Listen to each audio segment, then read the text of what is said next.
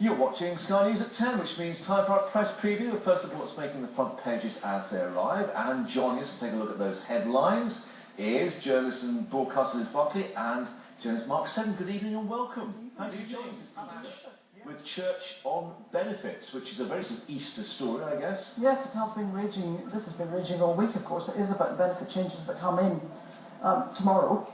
So, and particularly the what's been called by some a tax on housing benefit and called by others a subsidy. So it's a strange, there's a row over the wording, but basically the Conservative minister is saying that it makes common sense not to have people living in houses with 2 bedrooms if they only need 1, or in fact even bigger bedrooms. But of course the question is, where are they going to live? People don't have the choice. But also it's emotive, because if you were born and brought up in a particular house and your mum still lived there and had to move out of it and she got nowhere for you to come and visit her, for instance, just as a for instance, you know, it affects families in really basic ways, and people perhaps having to move out of their own communities. Or taking a sledgehammer to walls. I mean, I can see an awful lot of houses knocking through. Absolutely. Yes. But I mean, it is interesting. But and I think this will run and run, because all of these changes are coming in stages. They're not all coming in tomorrow, they're starting to come in tomorrow. Yeah. So there's a lot of scope for the press to have a field day with this.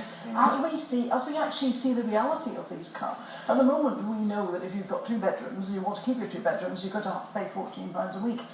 Or you're going to lose £14 a week of your housing benefit. That's the one reality that we really know. But lots of people are going to realise that their income has changed as a result of this, at a time when prices are going up so dramatically. Not the tortoise, unless you've had a shock coming out of the nation. It's very difficult though, because if you saw some of those pictures coming out of Barclay today, there are people up there in trainers and really unsuitable gear for this time of year. I suppose, assuming that it's not as bad as the weather forecast. It's Easter, it must be all right. Yes, it's Easter, it must be all right. And there are very specific warnings around Glencoe as to where the danger area is. In 1963, my dad can tell me that he went out looking for his sheep, and all buried in drifts. And helicopters were having to take food to and if there were enough of them together in a snowdrift, so that they made an air hole, you know, so that their breath made an air hole, then the dogs could smell them where they were, and they could rescue the sheep. There we are. Why bother watching Country Farm when all the sheep rescue tips you could want is Sky News? But they St Bernards with brandy. Of course. Not a Yorkshire. Turning up without brandy. How disappointing. They're instructing ambulance chasing lawyers to sue over mishaps such as slips, trips and animal attacks when they're in the course of their duty. And this is the Police Federation doing this? This is police officers. This is, the police... there's a claims hotline run by the Police Federation, so obviously if you're a police officer, that might be your first port of call to find out what steps you would take next. Yeah. So then presumably they have a list of lawyers who will deal with... But why are these cases being tested? This is another of these changes that takes place tomorrow. In a few hours' time. Right, let's take a look at the first paragraph just to see what we're talking about there. GPs are having control of NHS budgets. It's up to them to look at how their money is spent locally in their local health services. So they have a budget.